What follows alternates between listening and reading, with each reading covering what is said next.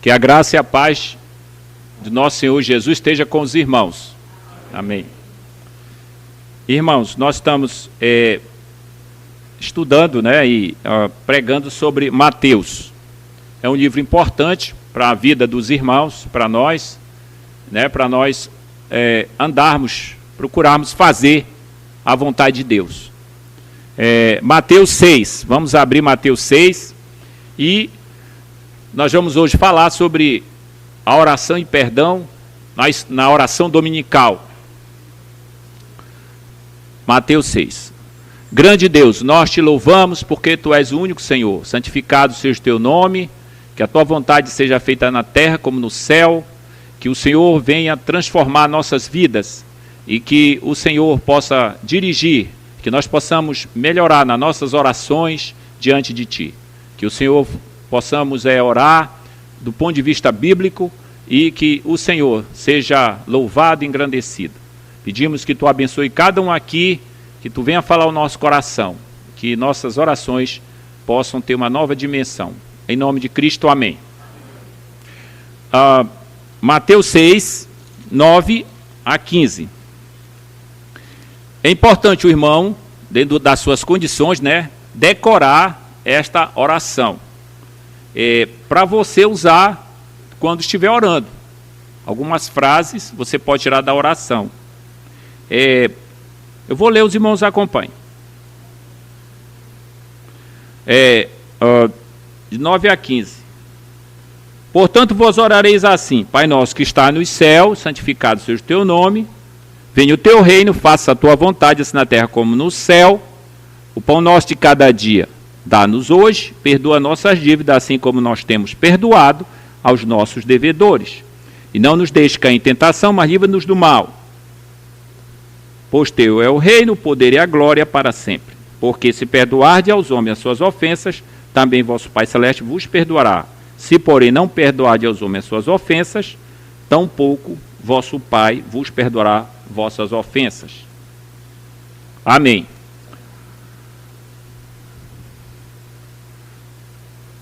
Normalmente a pessoa reza, essa oração.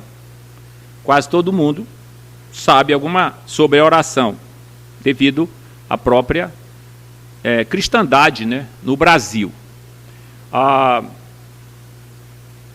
E esta oração é uma das orações importantes na palavra de Deus. Tá? O Senhor, nesta oração, nos dá um modelo de oração. Não é pelo muito falar que serás ouvido, mas que você seja objetivo nas orações. Muitas vezes você está orando em público e você ora muito. Eu sei que pode orar, porém você tem que ser objetivo nas suas orações. Aqui nós temos um esboço para a vida toda. Então é importante você entender um pouco essa oração. Ela é curta, mas ela é profunda. Então, Jesus aqui concentra o que uma oração tem que ter. Tem um homem chamado J. Packer, um irmão amado, que já morreu, um teólogo muito bom, você pode ter acesso aos seus livros, e ele cita o historiador da igreja, um pai da igreja chamado Tertuliano, que era um pai da igreja. E ele cita, e Tertuliano diz: a oração do Senhor é um resumo do Evangelho. Thomas Watson, que foi um puritano, também diz: a oração do Senhor é o corpo da divindade. E J. Packer também diz: uma chave para todo negócio na vida, o que significa ser o cristão, está aqui, concentrado na oração. Então, a oração que agrada a Deus deve ser o centro da vontade da sua vida. Então, Deus quer que você ore com uma oração que agrade a Deus. E eu gostaria de tratar 4 partes nessa oração. É claro que existem livros que falam só da oração. Tá? Tem irmãos, que durante a história já fizeram materiais sobre essa oração, a oração do Pai Nosso. E é importante você aprender sobre essa oração. Então é importante você gravar essa oração, colocar no seu coração, e nas suas orações você vai aplicando essa oração diante do Senhor. Tá? Deus dá as direções para a vida do homem. A Bíblia diz, não há ninguém que busque a Deus. Por quê? Porque Deus mostra o caminho para você conhecê-lo. Então lá no Velho Testamento, ele mostra o caminho do sacrifício, ele coloca o tabernáculo, ele coloca os sacerdotes, ele coloca o templo, e ele traz Jesus. Então o caminho, Deus dá o caminho. O homem não consegue enxergar porque o homem está morto do seu pecado. Então aqui primeiro nós temos o fundamento da oração. É claro que você pode pegar esse fundamento 6:9 e dividir em 3 partes, mas eu reuni aqui o fundamento da oração. Devemos nos dirigir a Deus como nosso Pai que está nos céus. Esse é o fundamento. Há um teólogo, um teólogo que tem um livro, tem vários livros, mas pelo menos tem um que fala da teologia, e ele, o nome dele é Joaquim Jeremias. E ele colocou, eu estava vendo sobre isso, e ele colocou alguma coisa que eu, que já tenho lido a Bíblia algumas vezes, eu não observei ainda. E aí se você pegar uma chave bíblica e bote lá, Deus nosso Pai, no Velho Testamento, você não encontra. Ou algum irmão pode encontrar, mas eu não encontrei ainda. Se você pegar um aplicativo que fala de Bíblia, você coloca lá, pesquisar, Deus nosso Pai, não tem. É claro que as revelações de Deus mostram que Ele é Pai, mas essa área explícita não tem. E Jeremias, esse teólogo Jeremias, Joaquim Jeremias, ele escreveu um livro há muitos anos, né? E esse livro está na internet, e ele afirma, nenhum momento da história judaica, em nenhuma literatura judaica, até o 10º século, isso foi uma pesquisa do Jeremias, eu não fiz isso, eu peguei do seu livro, e como eu já, assim, vendo na Bíblia, mas ele diz, até o 10º século, na Itália, é possível encontrar o judeu dirigindo a Deus como Pai. Não é possível, não tinha a relação de Deus como Pai. Mas isso vai aparecer com Jesus. Ele diz aqui que todas as orações, exceto Jesus, que se dirige a Deus como Pai. Ele diz, eu quero dizer com isto que nós usamos a declaração inicial desta oração de forma tão rotineira que perdemos totalmente de vista o significado fundamental. Deus nosso Pai. Eu já li um pouco o Alcorão, e quando você começa no Alcorão e vai nos capítulos lá, ele não relaciona, né, Maomé, com Deus Pai. Você não observa isso lá.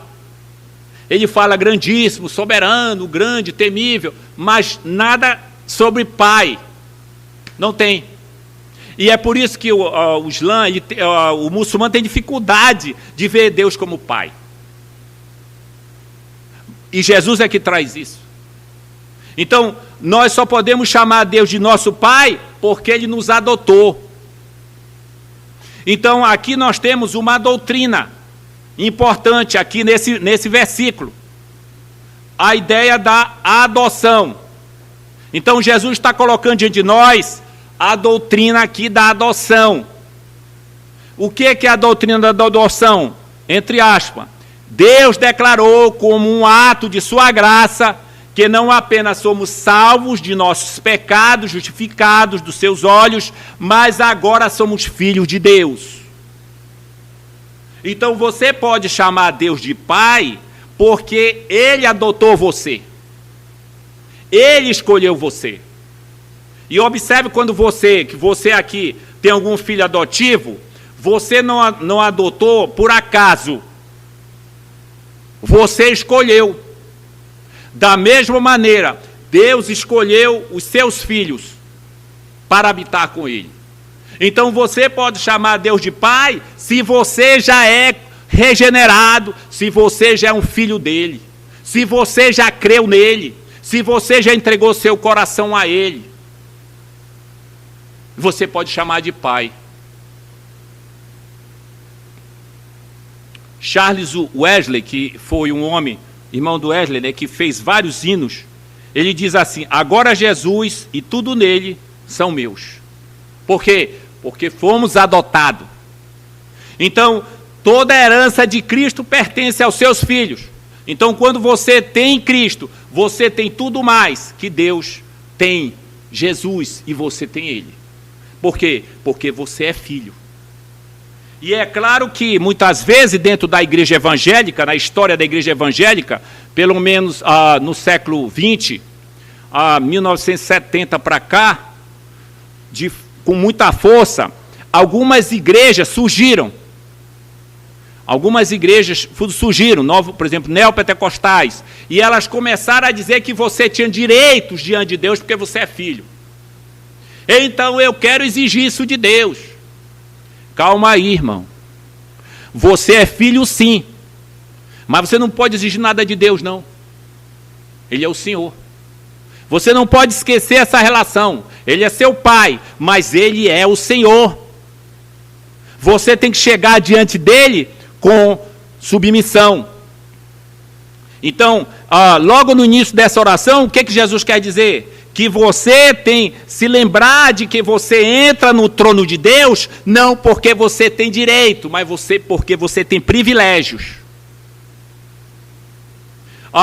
Você não está você não está entrando na sala do trono porque por causa da sua natureza, mas por causa da aliança. E você não está entrando na sala do trono meramente como uma criatura, mas está entrando na sala do trono porque você é filho de Deus. Então, quando você vai orar a Deus, você tem que saber que é um privilégio, que é uma aliança, e que você é filho de Deus porque Jesus levou o pecado, porque Jesus chamou você, porque Jesus regenerou você. Então, o fundamento da oração, Pai nosso que está nos céus, é o fundamento, que está ligado com a obra de Cristo. A segunda coisa na oração, as petições da oração em relação a Deus. Então, você também, você que ora, irmão, aqui, você tem que aprender, através dessa oração, a melhorar suas orações. Quando você lê os salmos, você aprende quem é Deus. Você lê as histórias, as narrativas, você aprende quem é Deus. Então você precisa sempre fazer orações em relação a Deus. Então, quando você começa uma oração, você não começa pedindo para você, mas você começa pedindo em relação a Deus. Então, a primeira coisa que Jesus ensina: santificai-vos seja o teu nome. Então, o primeiro pedido em relação a Deus, que o nome de Deus seja santo. Esse é o pedido. Então, quando os discípulos pedem para o Senhor orar, ele ensina isso, de que você tem que dizer que santificado seja Deus, o nome dele é santo. Isso significa que Deus é outro diferente de você. Ele não é o igual a você. Ele não é alguém que eu posso acompanhar, conversar no sentido igual a mim. Não, ele é santo. Ele é o Criador. Ele é o Redentor. Ele é o Senhor sobre tudo. Então, a ideia é que eu quero que o nome de Jesus seja santo, seja santificado. Mas você vai dizer assim: mas Deus não precisa de ser santo, de santificar, porque Ele já é. Mas Jesus diz que você tem que falar isso para que as pessoas em que você fala de Cristo também, que elas entendam que Deus é santo e Ele precisa ser santificado. Então, duas coisas importantes aqui, que você tem que saber na oração: quem é você e quem é Deus. Isso é coisa básica.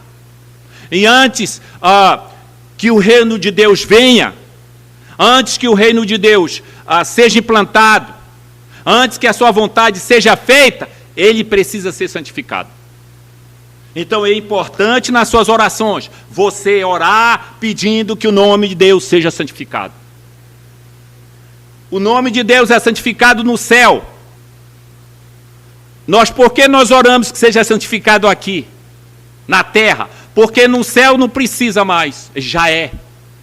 No céu não há blasfêmia, não há qualquer profanação. Ninguém no céu, os serafins, os querubins e os homens elevados a congregar nas alturas, aqueles que morreram em Cristo ou qualquer outra coisa, faz alguma coisa contra a vontade de Deus. Ninguém faz no céu nada contra a vontade de Deus. Porém, na terra, o homem se rebela contra Deus. Então, nós precisamos orar para que o nome de Deus seja santificado aqui.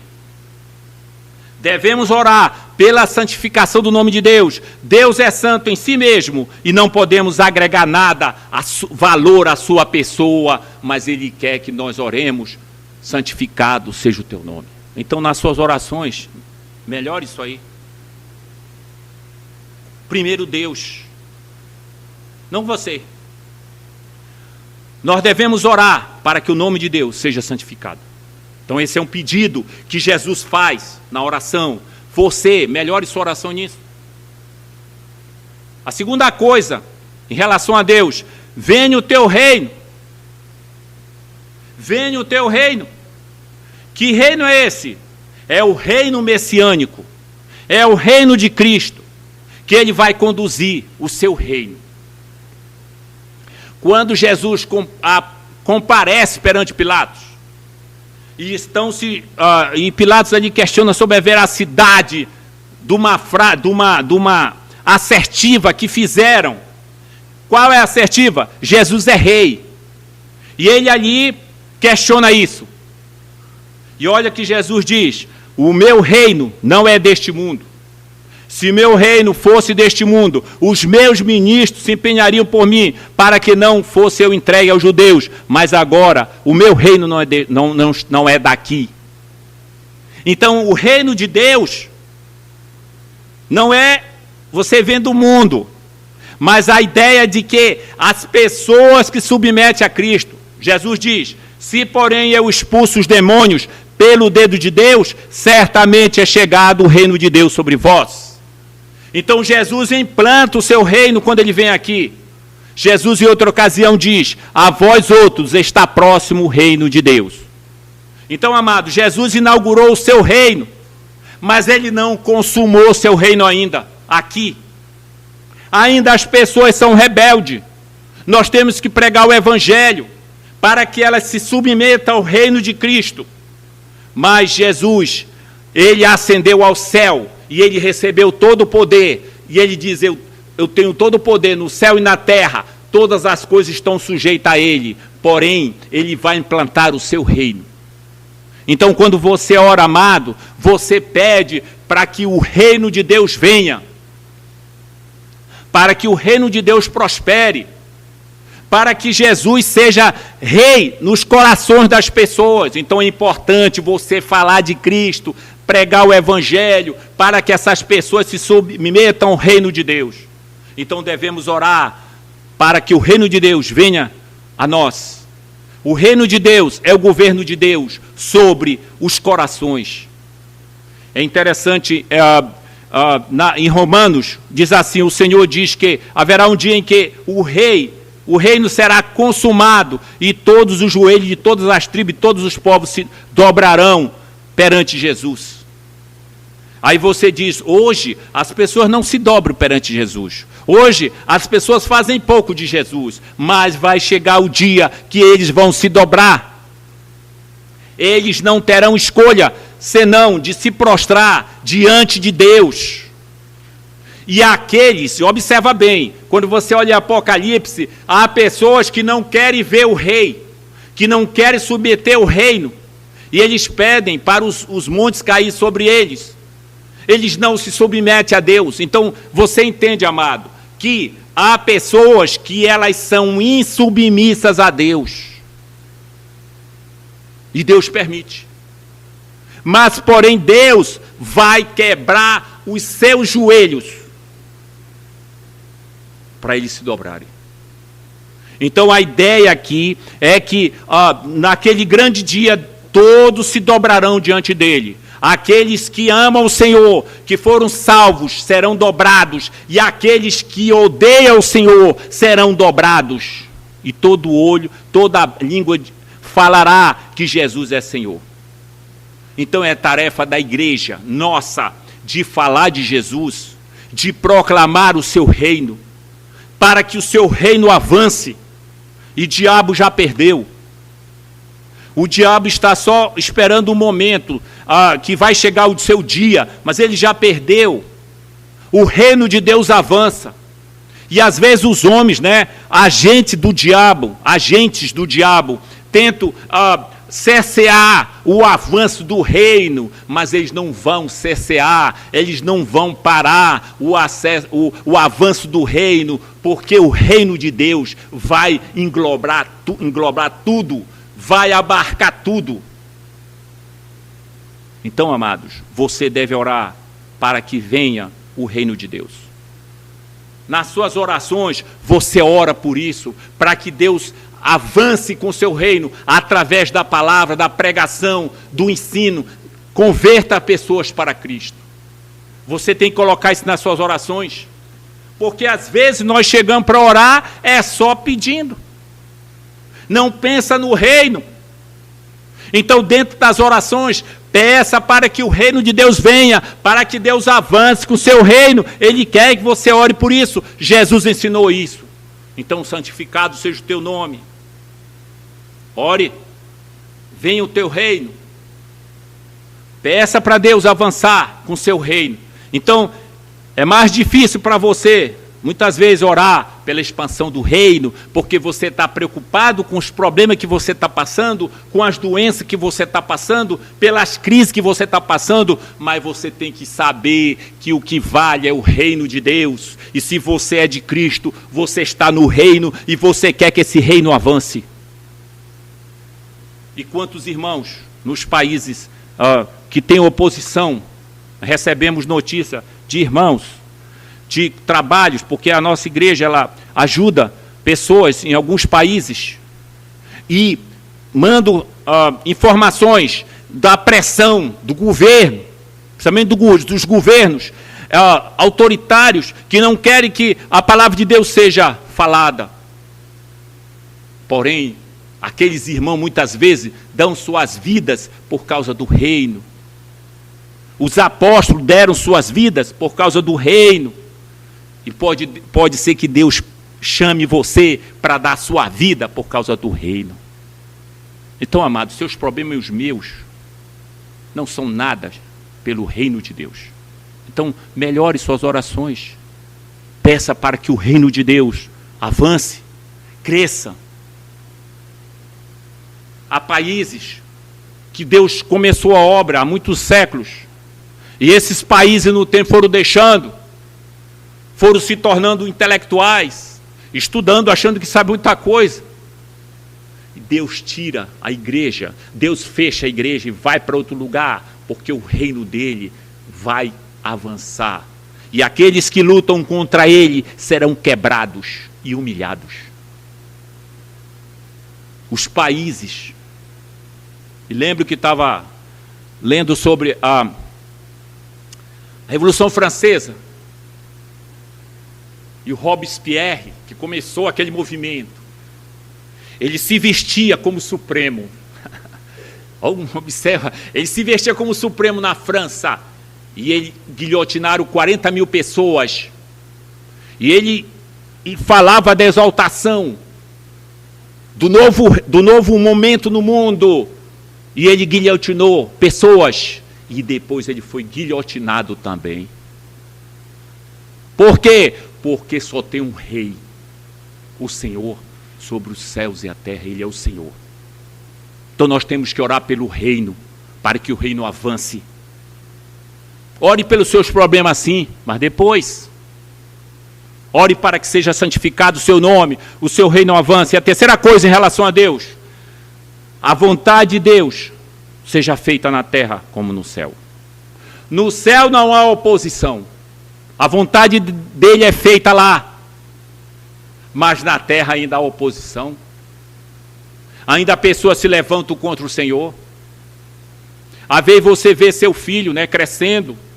Aí você diz que é um anjozinho. Mas você não sabe que ali tem um demôniozinho também. E durante os anos ele vai se manifestar. Ela vai se manifestar que ela é filha de Adão. Ela não é filha de Deus. Ela é de Adão. E ela vai mostrar que ela não gosta de Deus. Que Deus é o grande inimigo dele e dela. E só Deus pode nos conquistar pela sua bondade para que o seu reino cresça. Então, a vontade de Deus, amado. Você tem que orar para que seja feita a vontade de Deus aqui na terra, como no céu. No céu é sempre feita a vontade dele. Lá não há oposição, mas na terra há. Nós temos que, há pelo menos duas vontades aqui. Assim, vou falar de uma vontade e depois a outra. Porém, assim, na oração, essa vontade não é pedida. Na Bíblia nós temos pelo menos 7 tipos de vontade em relação a Deus. Mas aqui eu apenas falo de duas. A primeira vontade é a vontade soberana e eficaz de Deus. O que é isso? A vontade divina, pelo seu decreto. Deus criou o mundo, não pediu opinião de você, criou o mundo. Haja luz, houve luz. No princípio criou Deus os céus e a terra, vontade soberana. Chamou Abraão, vontade soberana. Criou Adão e Eva, vontade soberana. Tudo que Deus deseja será feito. A vontade soberana. Por vezes, essa vontade soberana ela é chamada de vontade oculta. Então, por exemplo, às vezes você pergunta, como é que eu vou conhecer a vontade de Deus para a minha vida? Essa é uma vontade oculta, ela não está na Bíblia. Como é que eu vou conhecer? Não está especificamente com quem você vai casar, onde você vai morar, onde você vai trabalhar, o que você vai estudar. Você tem que buscar essa vontade oculta. Essa vontade que é soberana, você vai buscar porque você não sabe. Os profetas, os servos de Deus, muitas vezes oravam pedindo que Deus mostrasse a vontade dele, essa vontade soberana. Mas uma das vontades reveladas de Deus é a vossa santificação. Essa é uma vontade revelada. Então, Deus tem a vontade soberana. Faz tudo, não tem compromisso com ninguém. E você anda atrás querendo descobrir a vontade de Deus para a sua vida, o que eu devo fazer, vontade oculta aí, mas está ligada à soberania. Mas a vontade que Jesus está falando aqui não é a vontade soberana. Eu não vou orar pela vontade soberana para que seja feito, porque Ele é soberano. Não precisa dessa oração. Mas a vontade que Deus está falando aqui é a vontade normativa, é a vontade revelada em seus preceitos e mandamentos. É essa que tem que ser feita a vontade. Faça a tua vontade, assim na terra como no céu. Então, quando Jesus faça a tua vontade, assim na terra como no céu, Ele não está falando da vontade soberana, Ele estava falando da vontade normativa, que Deus quer que as pessoas cumpram os seus mandamentos. Jesus disse, se me amais, guardareis os meus mandamentos. Essa é a vontade normativa de Deus. Deus quer que você cumpra os seus mandamentos. Deus quer que você busque a santificação, vontade normativa. Então nós devemos pedir a vontade de Deus aqui na terra, como no céu. Essa vontade lá já é feita, mas aqui nós precisamos obedecer ao Senhor. Há um teólogo chamado Robert Blau, ele diz aqui, a oração é um instrumento poderoso não para realizar a vontade do homem no céu, mas realizar a vontade de Deus na terra. Deus não é homem.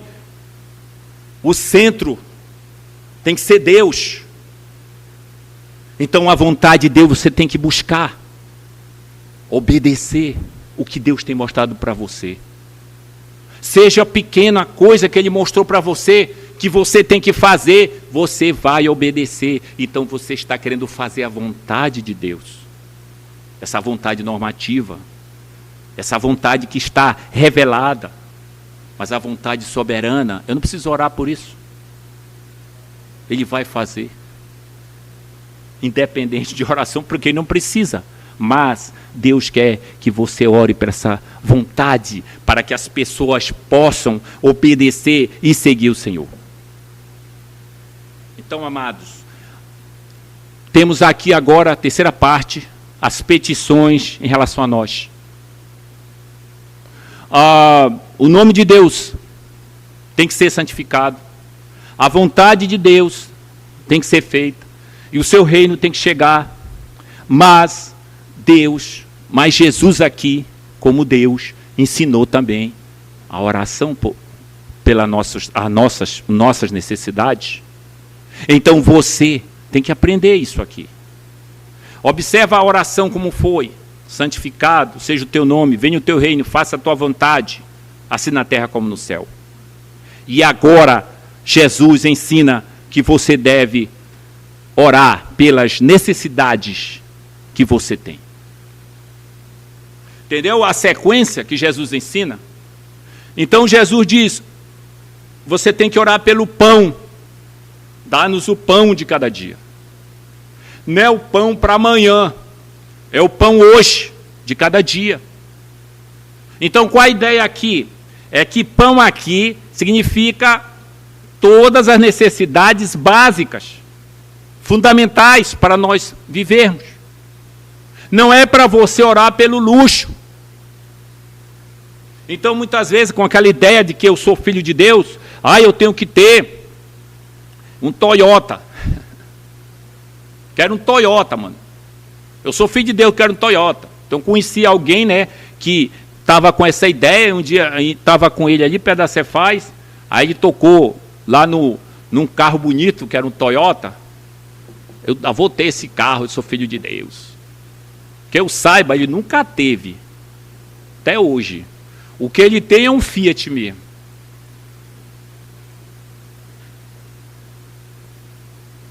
Que é isso, irmão? Ore pelo pão. Se Deus quer dar para você um carro, uma casa, isso é com Ele. Mas ore pelo pão. Oração básica. Ore para que não falte o pão. O pão de cada dia. Deus é que alimenta, que ajuda, que fortalece o irmão para estar em pé. Às vezes a pessoa se julga, mas uma doença, irmão, coloca você sem condição de trabalhar. Então ore para que Deus dê o pão. Isso não quer dizer que você não pode orar por outras necessidades, mas Jesus está dizendo para que eu e vocês possamos orar pelo pão, pela base, pelo que é básico para a nossa vida. Senhor, que não falte o pão hoje. Senhor, me conceda o pão hoje. Então agradeça a Deus pelo pão que você tem, pelo alimento que você tem. Muitas vezes, quando você é jovem, né? Como eu já fui, às vezes não queria comer algumas coisas que eu não gostava. E durante os anos, eu tive que engolir aquilo que eu não gostava. Engolir quiabo. Oh, meu Deus. Eu como quiabo hoje, mas eu engulo. Tem gente que diz, o sabor e tal. Ainda tem uma que eu estou comendo, né? É o tal de maxixe, eu vou comendo. Aí tem gente que diz, o maxixe com feijão. Mel Kids tem que engolir. Porque é o pão. Não tem que reclamar, não. Então, às vezes, né, lá em casa, eu digo, Cláudio, tem só isso para comer, ó. Tem não, só isso, tá? É o frango e o arroz acabou. Não tem nada de verdura, vamos comer isso aí. Graças a Deus que nós temos ainda para comer. Quantos você anda na rua, a pessoa não tem nada para comer? Conheci uma pessoa, né?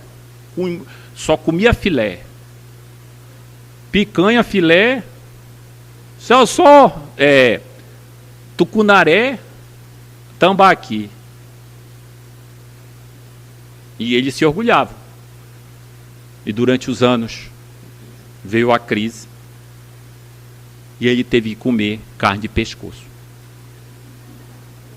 E ele tinha que engolir. E me lembro que a marmita valia R$5. Quando a marmita valia R$5. Então, amados, ore pelo pão. Não reclame se estiver na sua mesa. Engula, que vai prestar para você. Então devemos orar pelo pão. Segundo, em relação ao passado, devemos pedir perdão pelas nossas dívidas, pelos nossos pecados.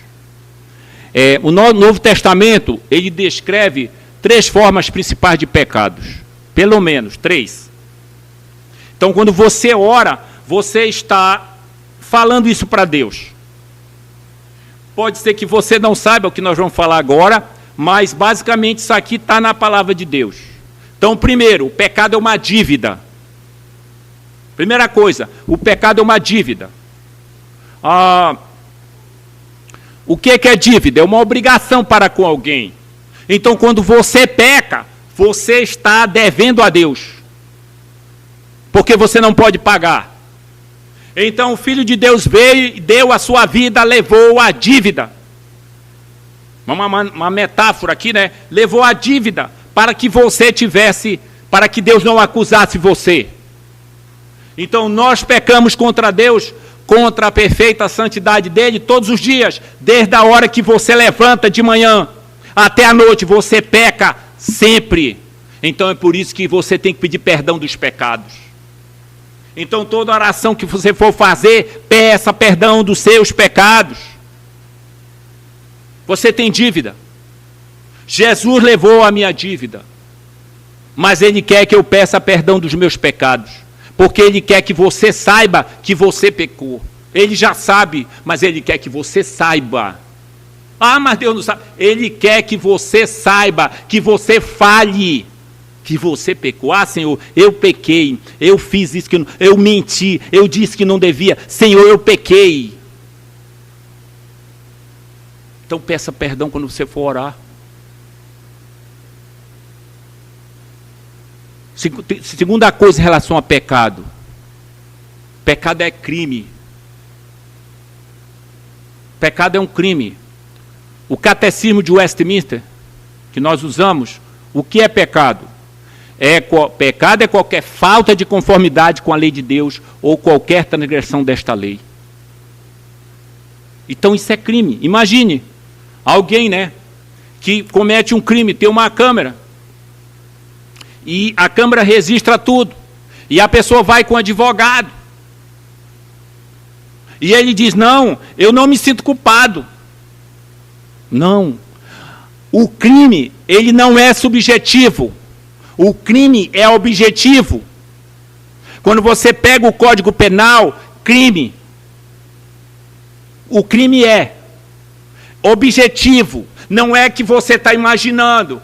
Na palavra de Deus, pecar é crime. Pecar é uma dívida, mas também é um crime. E traz culpa. Então nós devemos pedir perdão pelo pecado. Então, nas suas orações, irmãos, peça perdão, porque você e eu cometemos um crime contra a lei de Deus. Porque sempre o crime nas leis humanas, em relação, que isso vem da Bíblia, é em relação a uma lei objetiva. E quando eu e vocês pecamos, quando eu e vocês fazemos o que não deve, nós estamos cometendo um crime contra o Senhor.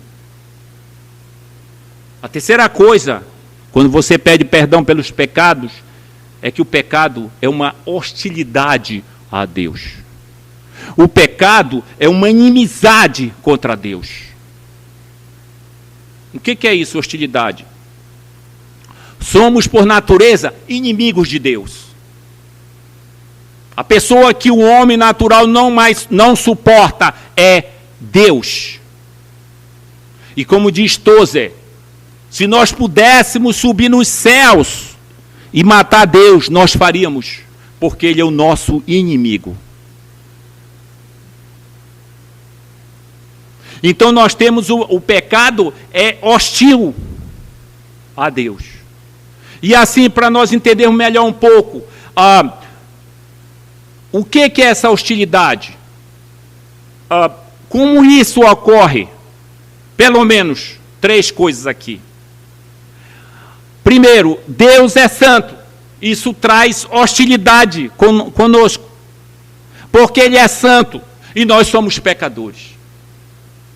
E nós não suportamos a santidade. Nós gostamos do pecado. E essas coisas estão tão fortes hoje no mundo moderno, contemporâneo, que as pessoas estão colocando nas leis os seus pecados. Por exemplo, lá na Califórnia, tem agora uma lei que você pode roubar até $1.000. Não é errado. Os irmãos calculam aí, né? $1.000, né? R$5.000. Você pode roubar até 5.000, tu não vai ser preso. E as empresas estão saindo de lá. Quer dizer, eles colocam na lei o que é crime. Roubar, não roubarás. Mas os homens colocam na lei, mas isso não impede de Deus tratá-los. Então, qual a ideia? Que essa hostilidade vem da santidade de Deus. Nós não suportamos Deus. Você já entendeu isso?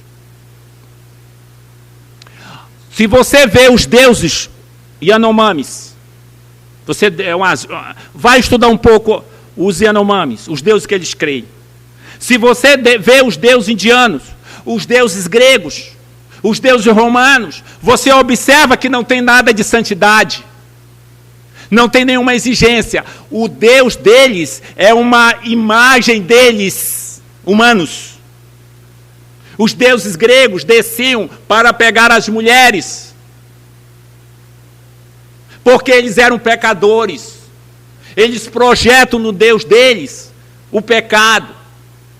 Mas a palavra de Deus diz que Deus é santo. E isso nos incomoda. Me lembro quando via, né, quando era mais jovem, era aquele filme, Dr. Spock. Muito antigo esse filme. Viajava para as galáxias, a velocidade da luz. Mas o pecado estava lá. Você que já assistiu Aliens, não sei que alguém sei isso. Aliens, o Exterminador do Futuro. Quem mais? Exterminador do Futuro, Aliens. Mas qual a ideia? Que o homem não consegue criar um mundo que não tem o pecado. As novelas que você pode assistir, não consegue criar uma novela que não tenha pecado. Por quê? Porque o pecado está na nossa natureza, está no nosso DNA, e nós não gostamos de Deus. Então traz hostilidade.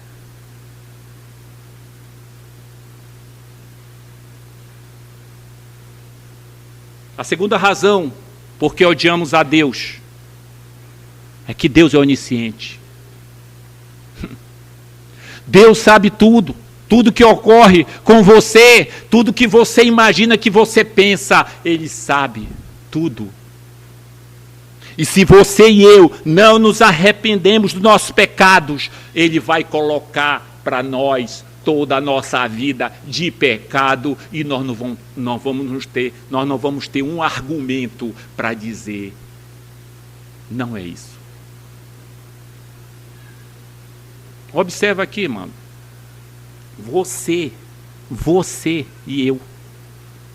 O que você pensou hoje de pecado? Pecados que você imaginou. Hoje, se pudesse ser gravado num DVD e colocado para a nossa comunidade aqui, você ia ficar estarrecido Mas Deus sabe tudo porque Ele é onisciente. Então isso traz hostilidade para com Deus.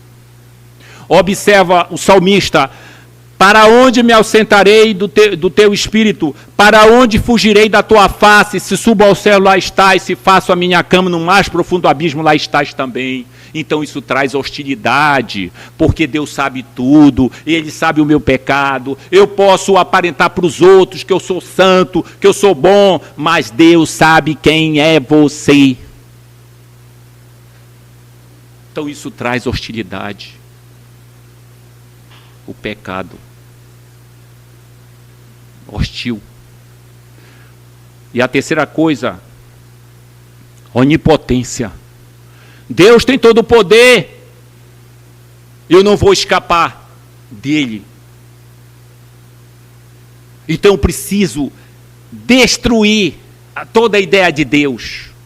E isso começa nas escolas, isso vai para as universidades, isso vai para o cotidiano. Qual é a ideia? É que eu tenho que destruir a ideia de Deus. Então, em vez de Deus ter me criado, eu evoluí de uma ameba.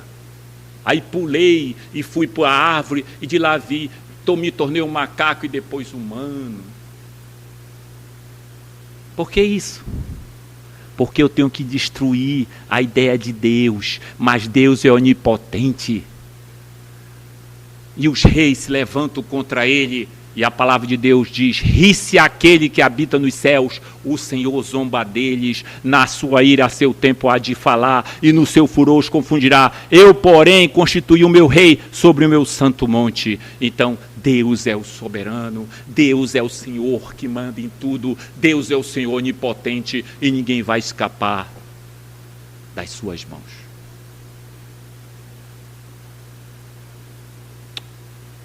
Homens importantes, né? Nesse ano já morreram, conhecidos. E o que eles fizeram? Não consideraram o Senhor. Deus é onipotente, vai ressuscitá-los e vai julgá-los se eles não se arrependeram dos seus pecados.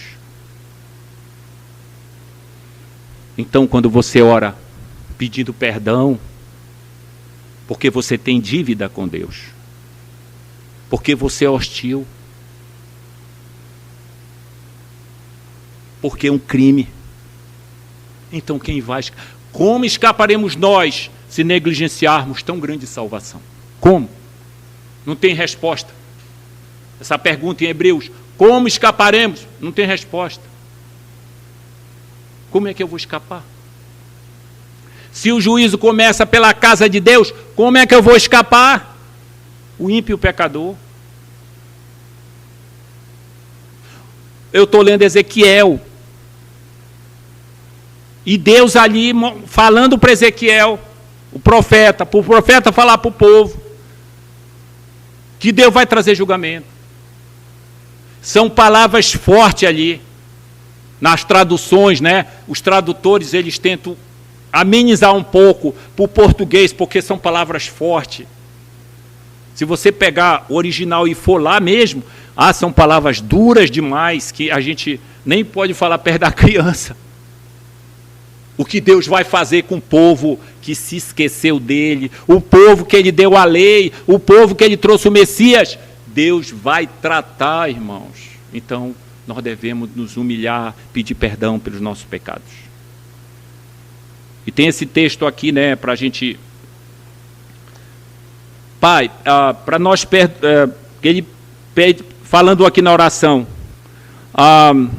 perdoa nossas dívidas, assim como nós temos perdoado aos nossos devedores.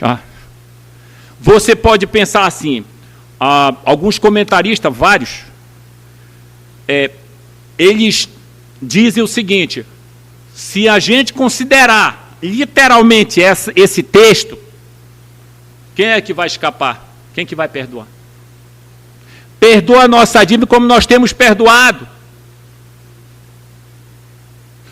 Se Deus vai perdoar você como você tem perdoado os outros que lhe ofendem, você escapa. Será que você tem perdoado os outros como Deus lhe perdoou? Talvez uma pessoa difícil de perdoar é o teu marido, é tua mulher. Quem te mais ofende quando tu é casado é teu marido e tua mulher. E teus filhos. Não é isso, irmão? Em que eu mais ofendi muitas vezes é minha mulher. Então é difícil minha mulher me perdoar. Então perdoa a nossa dívida. Sim, é com a tua mulher, como é que é? Ela tem te perdoado? O irmão tem te perdoado? Você tem perdoado o irmão que lhe ofendeu? Então, se isso daí é literal, quem é que vai escapar? Mas a ideia aqui, ele está dizendo aqui, que seu perdão a outra pessoa é um reflexo do que você realmente compreendeu que Deus o perdoou. Se Deus perdoou você, você entendeu isso, então eu e vocês temos que perdoar, porque Deus nos perdoou. Você, quando faz isso, você está refletindo o que Deus fez com você. E quando você e eu temos dificuldade de perdoar alguém, é que nós não entendemos o perdão de Deus para conosco. Essa compreensão é a chave para um espírito de perdão. Mas isso só será feito através do Espírito Santo na sua vida. Porque eu não posso ensinar esse versículo para alguém que não conhece a Cristo, que ele nunca vai entender isso, que como é que eu vou perdoar a pessoa que me ofendeu? Então, como eu falei, seu cônjuge, seu filho, um irmão da igreja, como é que está isso na vida do irmão? O irmão tem perdoado? Sem essa compreensão do quanto Deus o perdoou, você não vai perdoar ninguém. Então Deus quer que você perdoe o outro que tem lhe ofendido. Isso é coisa difícil, irmão. É fácil nós cantarmos, batermos palmas, louvarmos a Deus. Grande coisa é bom sim. Mas Deus quer, na prática, que você perdoe os outros e aqueles que estão mais perto de ti. Quem está mais perto de ti te ofende mais,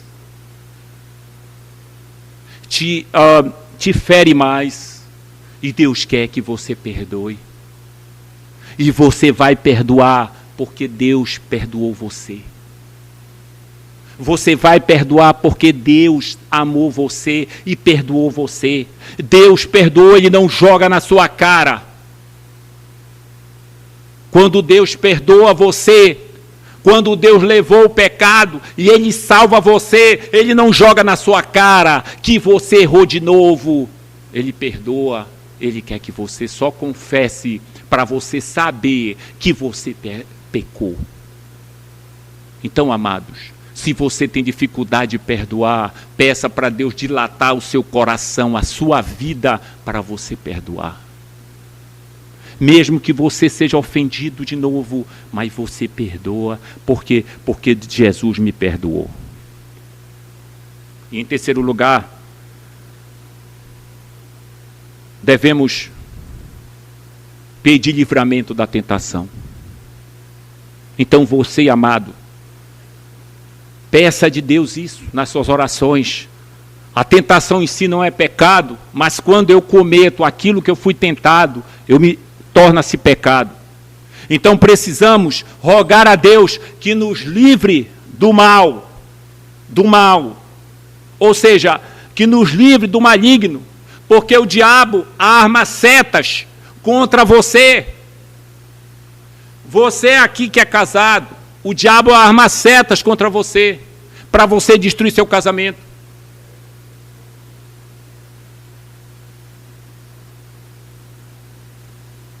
Então devemos orar.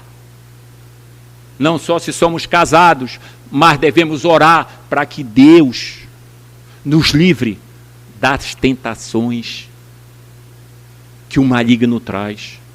Nós temos 3 inimigos: o mundo, nós e o diabo. Então, aqui, Deus está querendo, ensinando, Jesus livra do mal, ou seja, do maligno. Então, é importante você pedir a Deus sabedoria para reconhecer os caminhos que o maligno está colocando para você. Vem com palavras fáceis, bonitas. As tentações, elas não são com palavras bruscas, mas são com palavras suaves, para depois mostrar a desgraça e o fel. Então, amados, nós devemos pedir que Deus nos livre do mal. Então, nas orações, a Deus, 3 coisas, a você, 3 coisas, pedir do mal. E para nós encerrarmos o propósito da oração, aqui no 13, e não nos deixe cair em tentação, mas livra-nos do mal, pois teu o reino, o poder e a glória. Qual é o propósito da oração aqui? Devemos reconhecer 3 coisas aqui. Em primeiro, a Deus pertence o reino. É o Senhor do céu e da terra. Esse é o nome, é o seu reino, no sentido universal. Não é reino político ou geográfico, mas é o domínio de Deus sobre cada súdito dele. Em segundo lugar, a Deus pertence o poder. Ele tem todo o poder nos céus e na terra. Seu poder é ilimitado, infinito. Ele pode tudo quanto quer. Não há nada de oposição ao seu poder. Pode ter alguém que se acha, mas todo o poder pertence a Deus. Todo o poder das criaturas, o fato delas estarem vivas, em existência, seja espíritos invisíveis, seja humanos, seja quem for, está vivo, os que estão no inferno estão lá, a força que eles têm ali para resistir contra o Senhor. O poder pertence a Deus. Então, irmão, há um Deus soberano. O poder pertence a Ele. Só Ele tem vida em si mesmo, ninguém mais. Nenhuma criatura tem vida em si mesmo, só Ele. E todos dependem dEle. Ninguém é autônomo, só Ele. O poder pertence a Deus. Então, amados, em terceiro lugar, a Deus pertence o reino. Ele é o rei, Ele é o Senhor que domina sobre tudo, e a Deus pertence a glória. Deus não dá a sua glória a ninguém. Deus levanta Nabucodonosor, coloca poder, graça, força. Deus levanta Senaqueribe, Deus levanta os imperadores, em todos os reinos, o Senhor. Mas quando esses homens querem puxar glória para si, Deus humilha-os. Os homens criaram a Torre de Babel para engrandecer seu nome. Deus confundiu os seus idiomas. Você e eu temos que andar humildemente diante dele. Nós não somos nada, nós somos pó. Quando você vê alguém que morreu, recentemente estive numa pessoa, e você vê aquela pessoa em cima da pedra ali. Quem é? O poder que ele tinha de viver pertence a Deus. E Deus chamou. E que você, amado, ore a Deus hoje. Melhore suas orações. Exalte o Senhor.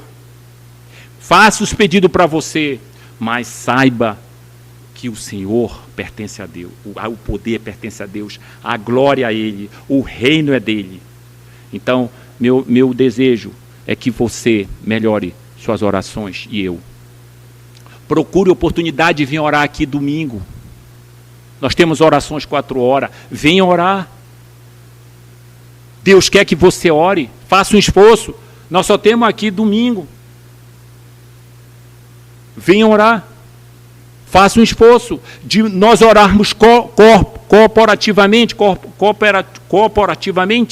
de maneira cooperativa, orando juntos.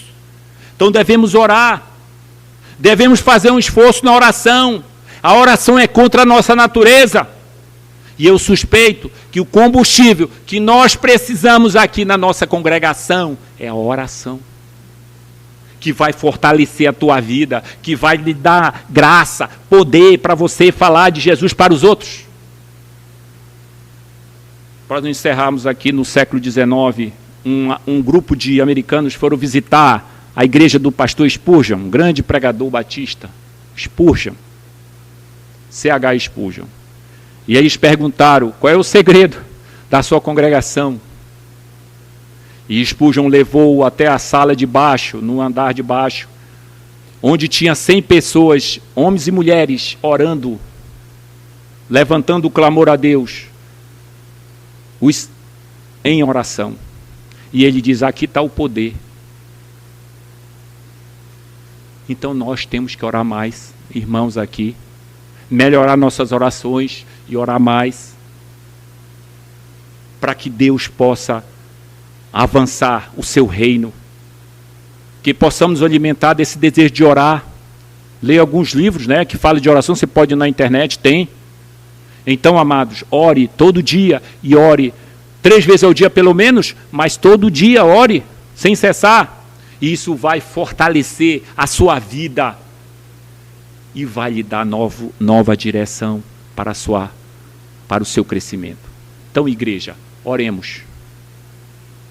Oremos.